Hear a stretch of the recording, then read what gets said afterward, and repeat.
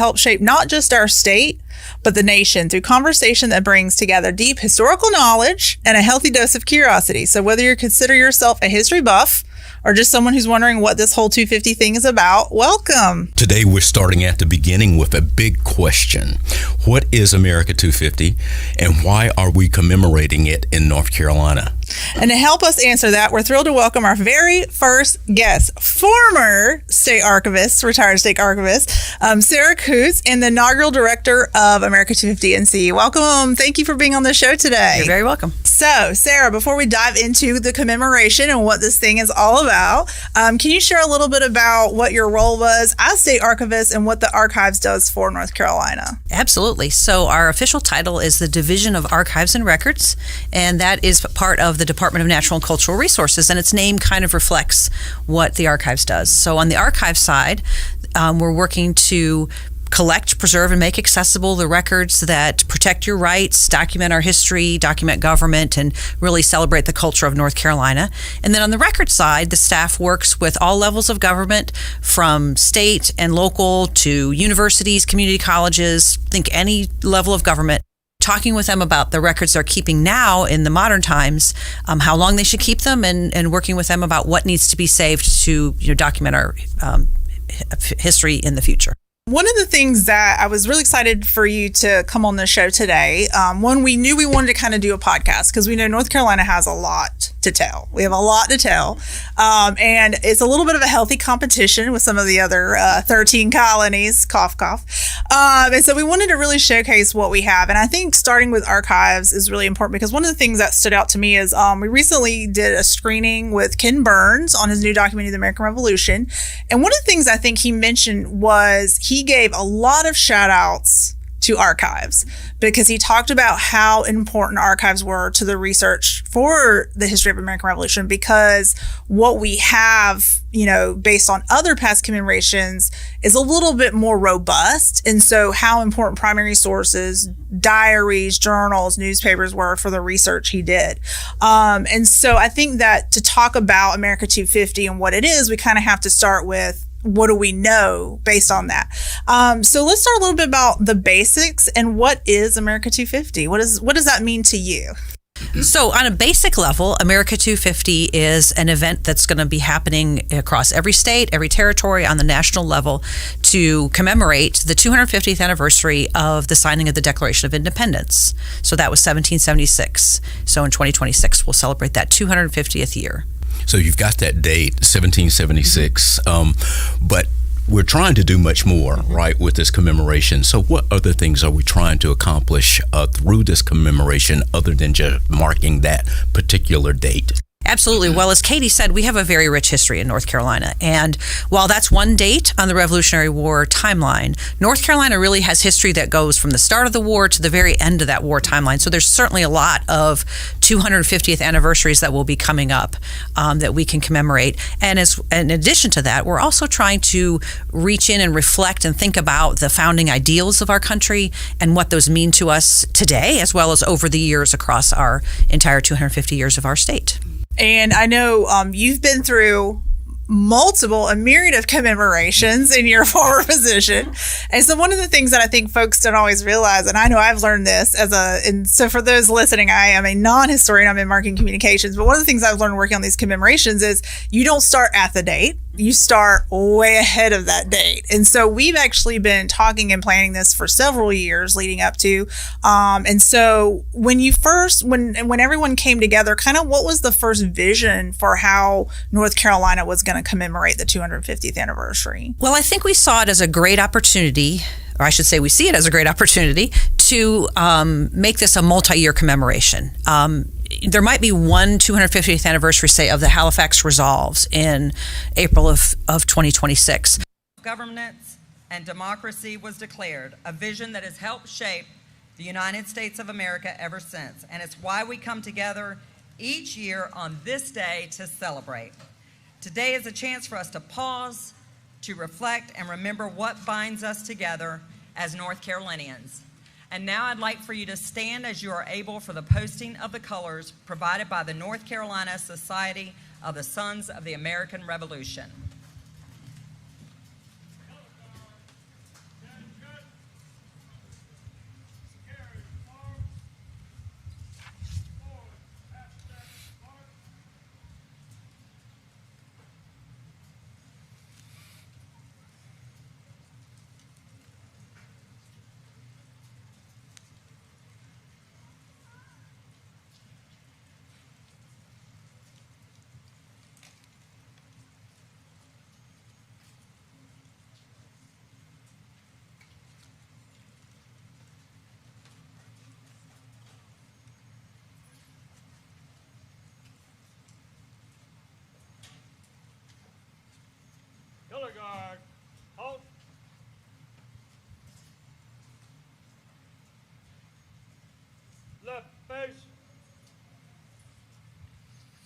present ours.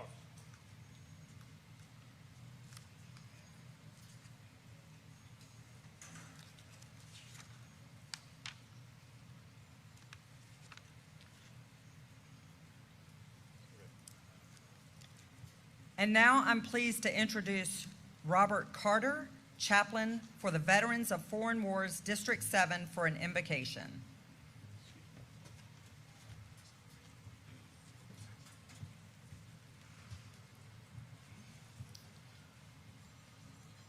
Dear God, who art the Lord of hosts and God of peace, thank you for this day and the men and women who gave everything for us. Grant us the wisdom to keep and spread freedom around the world. This we pray to our great God. Amen.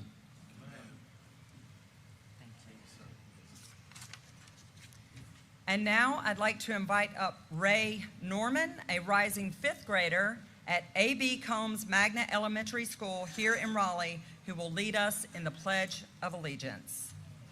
Ray?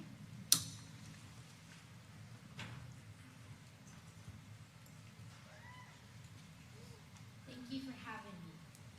I Pledge allegiance to the flag of the United States of America and to the republic for which it stands, one nation, under God, indivisible, with liberty and justice for all. Thank you.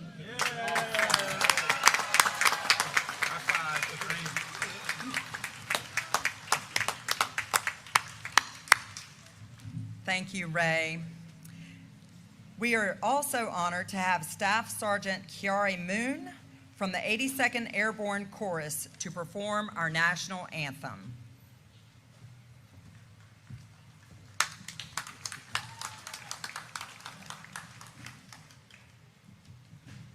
Oh, say, can you see by the dawn's early light what so proudly we held at the twilight's last gleaming, whose broad stripes and bright stars through the perilous fight o'er the ramparts we watched were so gallantly streaming, and the rocket's red glare, the bombs bursting in air, gave proof through the night that our flag was still there.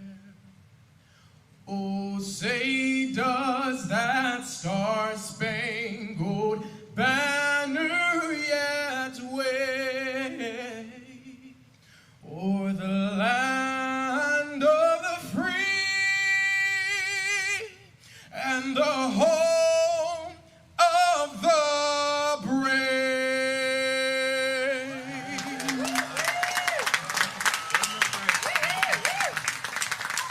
Color guard. Post the national color.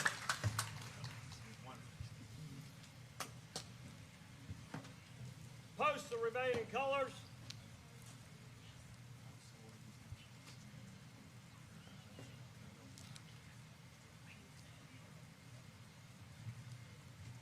Right, face. Forward, march.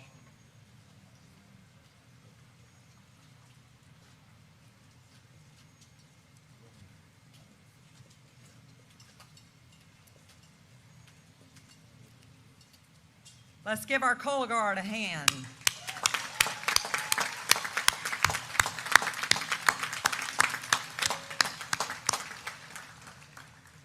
Let's also give it up for Staff Sergeant Moon. That was incredible, amazing.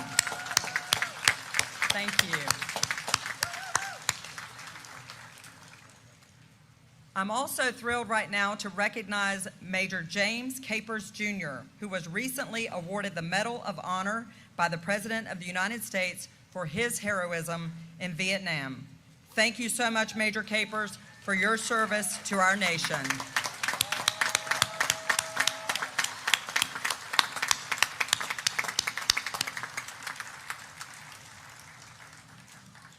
We're also thrilled to have with us the North Carolina National Guard's Adjutant General, Major General Todd Hunt. Thank you, General Hunt, for your service and all you do.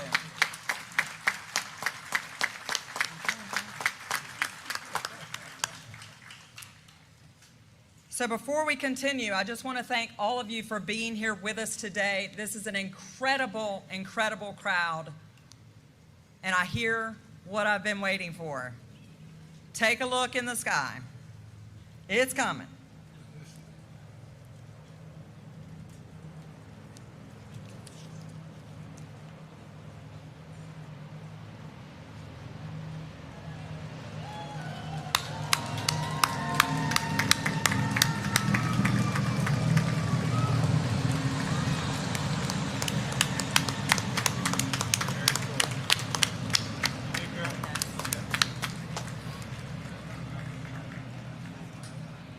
Timing is everything. Thank you to the National Guard for the flyover. That was awesome. Just adding to all the special things that are happening today. Also want to thank the North Carolina Department of Labor for the wonderful parade that we had this morning. And now I'm pleased to introduce the Secretary and my Cabinet colleague, the Secretary of the North Carolina Department of Revenue, McKinley Wooten. For those of you that have a seat, please take your seat with your fan in hand. Good afternoon and happy Independence Day to all of you.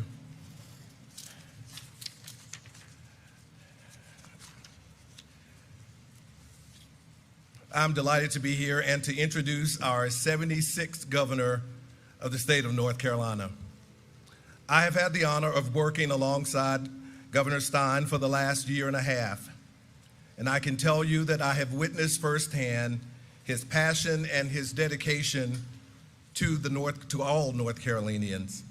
Since he took office, Governor Stein has been laser focused on building a future where every community has access to economic opportunity, strong public schools, and safety for all. And something that you may not know, he is quite the student of history as well. So will you join me in welcoming my friend and brother and Governor of the state of North Carolina, Josh Stein.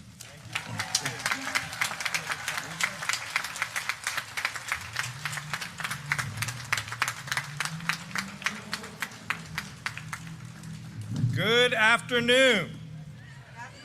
Welcome to a truly special 4th of July, a celebration of America 250 and the freedom that binds us together. Now, every one of you who is here today braving the North Carolina heat is a patriot. Please drink plenty of water. There are water stations all around. If you start to feel dizzy, please find some shade and sit on the ground. I want to thank the Color Guard, 82nd Airborne Chorus, for such beautiful music. Secretary Cashwell, Commissioner Farley, Secretary of State Marshall, Treasurer Briner, all of the hardworking state employees who helped put on today's event. Secretary Wooten, thank you for the introduction. I also want to recognize all of the state and local government elected officials and public servants who are in the crowd. If you have been elected to office or if you serve the public in some way, shape, or form, please stand or raise your hand so we can thank you.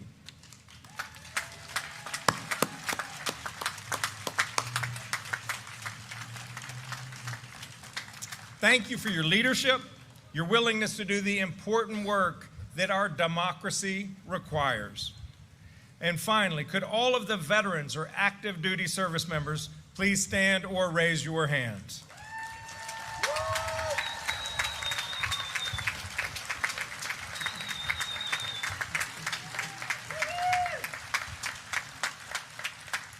And like Secretary Cashwell, I want to recognize Major James Capers, a Medal of Honor recipient. And just to understand how rare an award that is, only 22 North Carolinians have ever received that honor. Major Capers, thank you for your extraordinary service.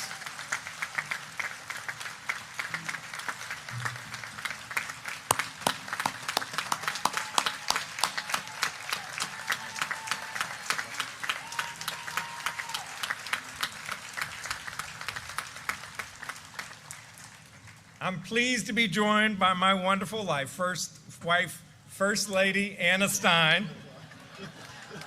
Happy wife, happy life. Earlier today, we honored and were moved to participate in a naturalization ceremony where we welcomed 49 new Americans from 25 countries. Their enthusiastic embrace of our country and its ideals reminds us just how blessed we are to call this remarkable nation our home. Now, just around the corner of the Capitol, there's a statue of George Washington, the man who led our troops to victory in the Revolutionary War, the man who voluntarily left the presidency after 2 terms, the man who, in his farewell address, urged unity and patriotism, warning of the dangers of division. Our founders' place in history are worthy of our acclaim. After all, they proclaimed in the Declaration of Independence that all men are created equal, that God endowed us with rights that cannot be taken from us, and that we, the people, choose our government that exists to protect those rights.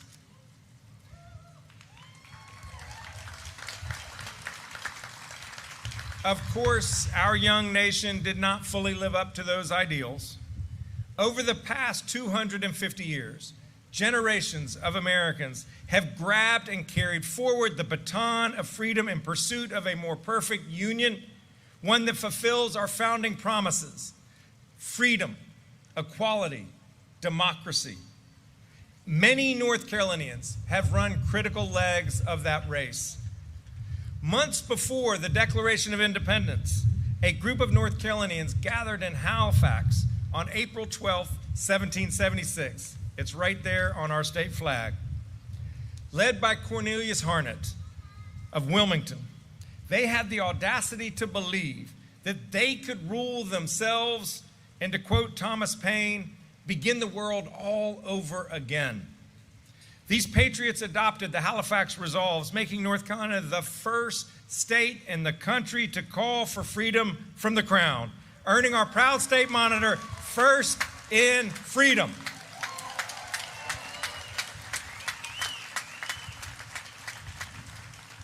These patriots risked everything on the simple belief that political power belongs to the people. In fact, Harnett gave his life for that principle. And the spark that they lit in Halifax helped illuminate a nation.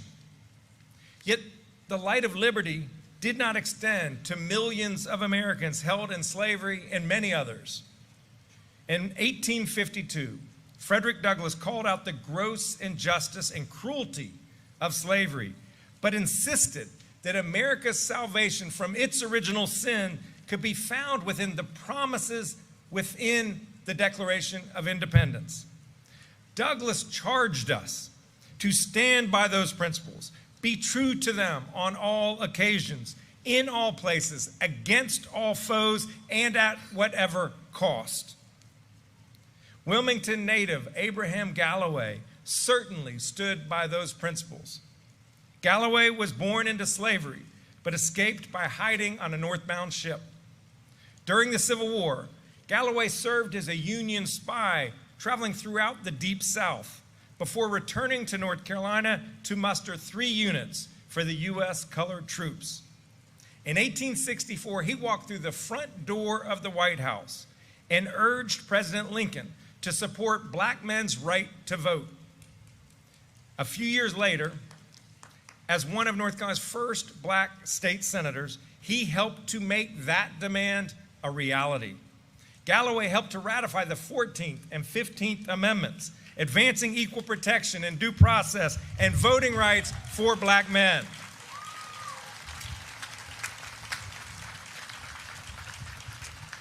Galloway also advocated for women's right to vote. But once again, even as liberty's light shone on even more people, our nation still left some people in the shadows. So other patriots picked up the baton of freedom and carried it forward. Gertrude Wheel hailed from Goldsboro. the daughter of German Jewish immigrants who settled in North Carolina to build their lives. We'll believe that the opportunities America had afforded her family should belong to more people, and she lived those values. She founded the North Carolina Equal Suffrage League, and thanks to her advocacy and that of so many women across the country, in 1920, our nation finally guaranteed women's right to vote.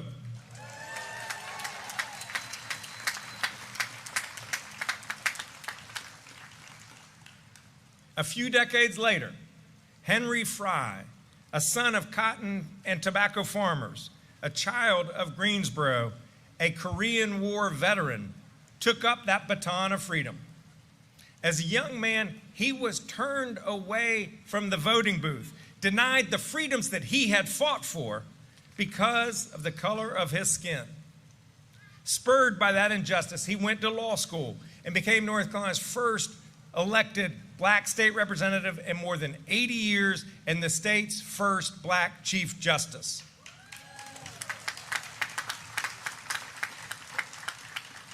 Throughout his career, Fry helped to purge North Carolina law of Jim Crow.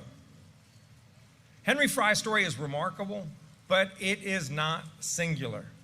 Throughout our history, millions of Americans have had the boldness to believe that even when things were at their bleakest, they could make them better.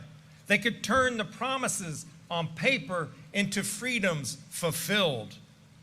From the streets, from the courtrooms, from the ballot box, everyday Americans demanded that our country live up to the eternal promises that were made 250 years ago today, often at great personal cost to themselves. Patriots severed ties with the crown, forged a democracy, abolished slavery, secured women's political participation, dismantled Jim Crow, and delivered on the promise of a government of, by, and for the people, all of the people.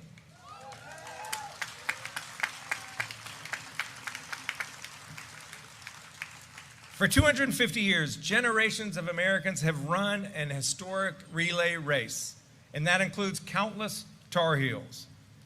Every time our nation faced a defining moment, North Carolinians reached out, grabbed the baton, and carried the cause of freedom further than where they found it. Now we have that same responsibility. Will we carry our freedom forward? Will we leave our democracy stronger than we found it? Here in North Carolina, we say yes. Cornelius Harnett, Abraham Galloway, Gertrude Wheel, Henry Fry all said yes, and so must we. I know that we will because here in North Carolina, we love our country. We love what our country stands for, and we love our fellow Americans. We are patriotic to our core. Whether it's service members putting their lives on the line to defend our freedoms, or teachers spending their own dollars to buy school supplies, whether it's farmers growing our food, or law enforcement officers keeping us safe, whether it's factory workers making our medicines, or public employees working hard to make our 4th of July joyful. North Carolina is home to patriots living out our American ideals, showing us how to step up for each other. That is democracy in its most essential form. Not something that we save for history books, but something that we live in our daily lives. And in our democracy, there is no challenge that we cannot overcome when we come together across our differences, when we treat our fellow Americans with respect and dignity, when we remember that freedom, justice, and opportunity bind us together as Americans, and when we appreciate our national motto, E pluribus unum, out of many, we are one. That's how we create a united United States of America.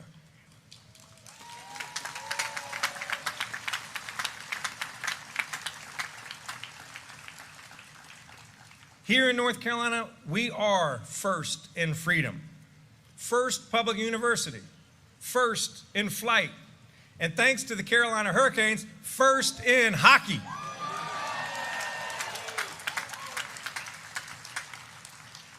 But being first in freedom isn't just about what happened 250 years ago. It's about what we choose to do today.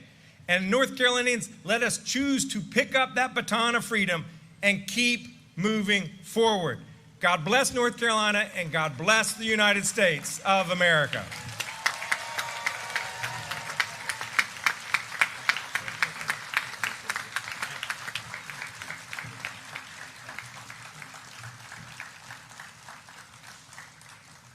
Thank you, Governor. And now, as is our tradition here on the Capitol Square on July 4th, we will have a reading of an excerpt from the Declaration of Independence. I'm pleased to welcome Dr. Darren Waters. He is a Deputy Secretary for Archives and History at our agency, the Department of Natural and Cultural Resources, and he is our state historian and the keeper of the Capitol.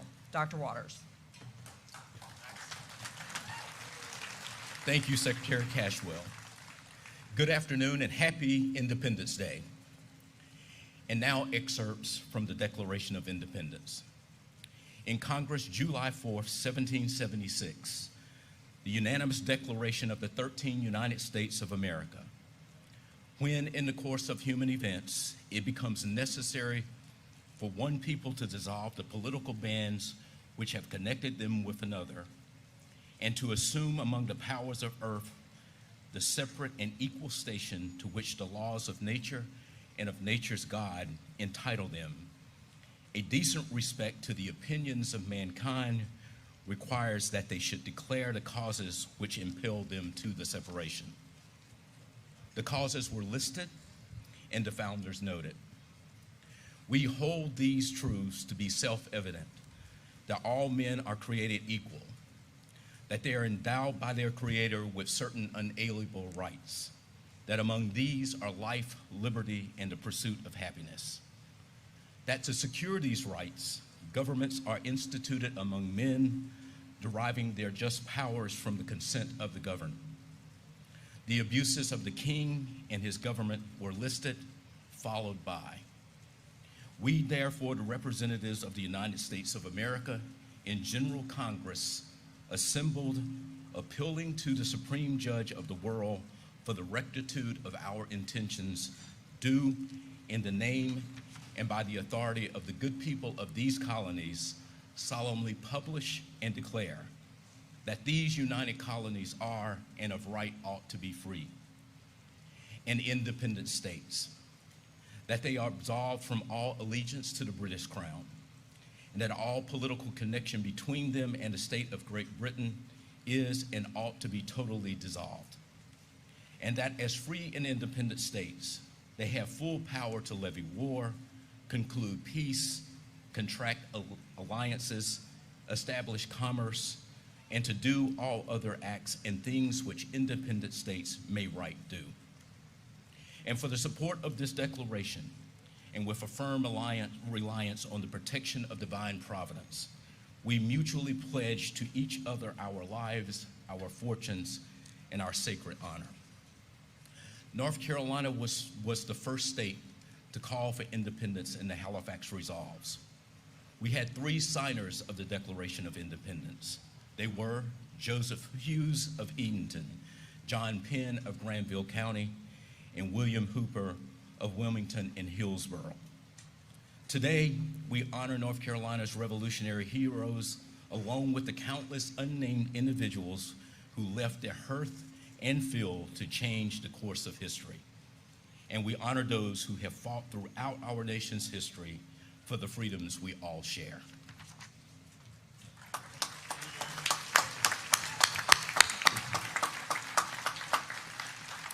Thank you, Dr. Waters. Those words are a reminder that we are still working on achieving those unalienable rights of life, liberty, and the pursuit of happiness described by Thomas Jefferson 250 years ago. As we close out the ceremony, I want to thank everyone, including our sponsors, vendors, staff, city and state agencies who made this wonderful day possible. We could not have done it without you. A special thanks to the Raleigh Concert Band for their performance.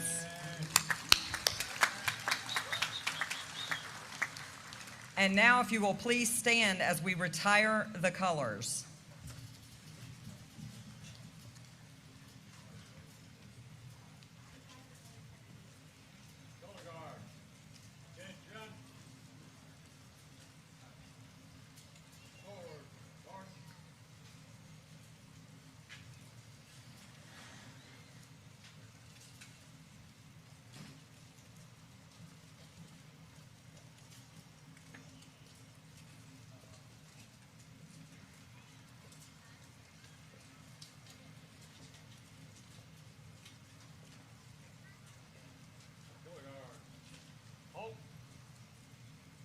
Left face. Retrieve the national colors. Retrieve remaining colors. Right face. Forward march.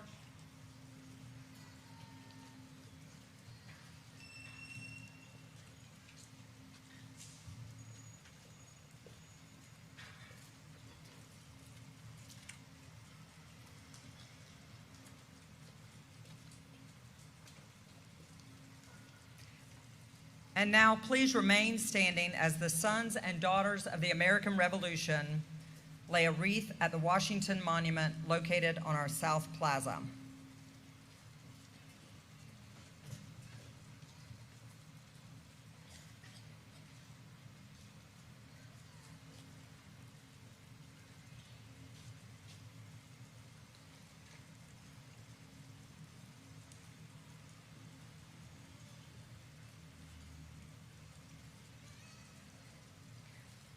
We honor those from the past and present generations who have secured and preserved our freedoms, as well as the men and women of our armed forces who continue to serve with valor and pride, and those who have given their last full measure of devotion to the cause of freedom that we enjoy.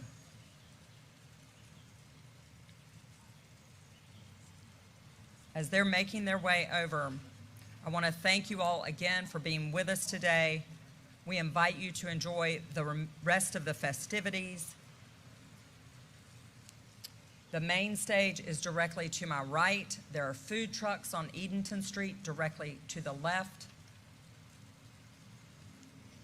The city of Raleigh is hosting trolley tours directly across the street, is where you get on those.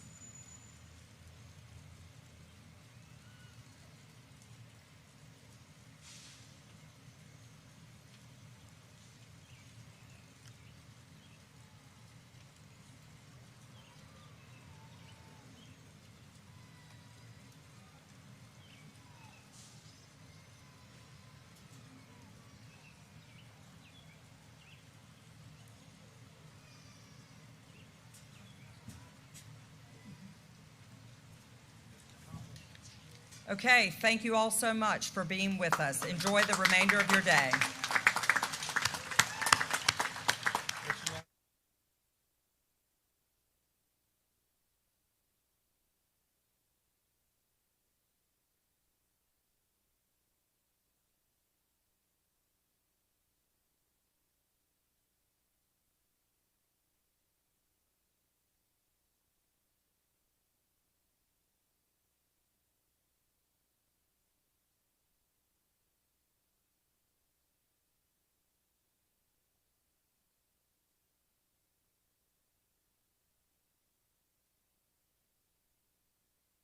All right, keep her between the lines. 1, 2, ready, and.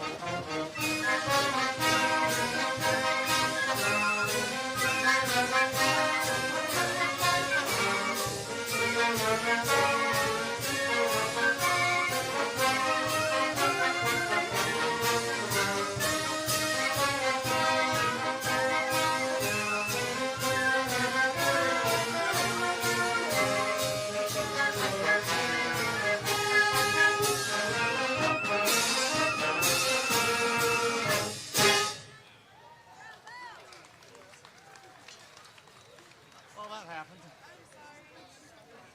I will see you in August. Thank you.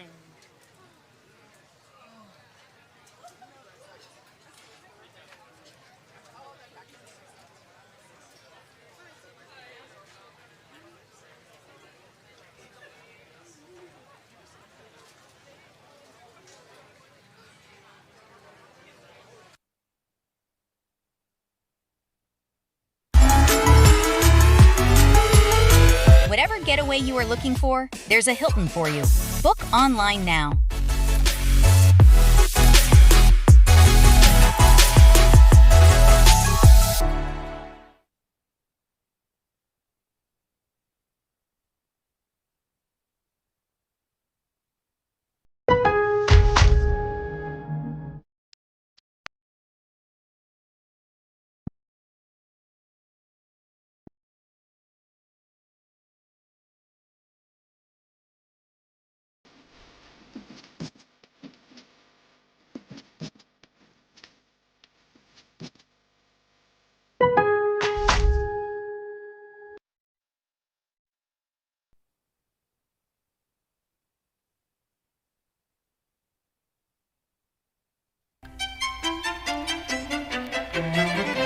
Welcome to Revolutionary Roots, North Carolina at 250. I'm Katie Smith. And I'm Dr. Darren Waters, state historian.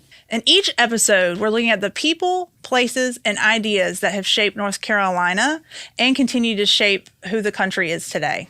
Today, we're traveling back to 1771 to a intense time, tense standoff in North Carolina's Piedmont that ended in bloodshed. 2,000 farmers, known as the Regulators, faced off against Governor William Tryon's colonial militia and 8 cannons. And we know the Regulators weren't fighting for independence from Britain. They were loyal to the king, but they wanted something just as urgent: an end to corruption, fair treatment, and accountability from the officials who governed them. To help us understand the War of Regulation and the Battle of Alamance, we're joined today by Nathan Schultz, manager of Alamance Battleground State Historic Site. Nathan, welcome. Thank you for joining us. Glad to be here. Thank you. And so what we're going to start with for our listeners is we're going to set the stage, right? We're going to take a dive into the battle itself and learn a little bit more about you and what drew you to Alamance Battleground and how the story of Alamance connects to you personally or professionally. Yeah, I mean, honestly, the story of the battleground and of the Regulators was something I didn't know anything about before I started my job at the